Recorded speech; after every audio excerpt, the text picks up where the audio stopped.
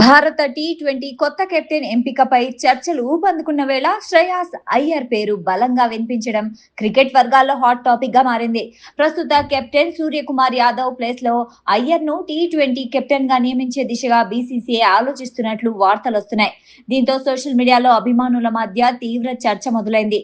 ఇటీవల జరిగిన T20 world cup లో సంజు శాంసన్ కీలక పాత్ర పోషించడంతో కెప్టెన్సీ బాధ్యతలు అతనికి అప్పగిస్తారని చాలా మంది భావించారు.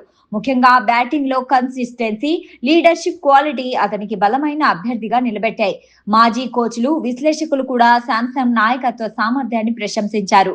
అయితే సెలక్షన్ కమిటీ మాత్రం దీర్ఘకాలిక ప్రణాళికల్ని దృష్టిలో పెట్టుకుని శ్రేయాస్ అయ్యర్ వైపు మొగ్గు చూపుతున్నట్లు సమాచారం. దేశవాళీ క్రికెట్, ఐపీఎల్లో కెప్టెన్ గా అయ్యర్ కు ఉన్న అనుభవం, ఒత్తిడిలో జట్టును నడిపించే సామర్థ్యం అతనికి అనుకూలంగా మారినట్లు తెలుస్తోంది. కొన్ని రిపోర్ట్స్ ప్రకారం హెడ్ కోచ్ గౌతమ్ గంభీర్ సంజు శాంసన్ కు మద్దతిచ్చిన సెలెక్టర్లు అయ్యర్ ను బెస్ట్ లాంగ్ రన్ సెలెక్షన్ గా భావించినట్లు పేర్కొన్నారు. ఈ పరిణామాలపై అభిమానులు భిన్నాభిప్రాయాలు వ్యక్తం చేస్తున్నారు. కొందరు శాంసన్ ను విస్మరించడం అన్యాయమని విమర్శిస్తున్నా, మరికొందరు అయ్యర్ కున్న కెప్టెన్సీ అనుభవం దృష్ట్యా ఈ నిర్ణయం సరైనదేనని అభిప్రాయపడుతున్నారు. సోషల్ మీడియాలో ప్రాంతీయ పక్షపాతం ఆరోపణలు కూడా వినిపిస్తున్నాయి. అయితే బీసీసీఐ నుంచి అధికారిక ప్రకటన వెలువడే వరకు ఈ వార్తలన్నీ ఊహాగానాలుగానే పరిగణించాల్సి ఉంటుందని క్రికెట్ నిపుణులు సూచిస్తున్నారు.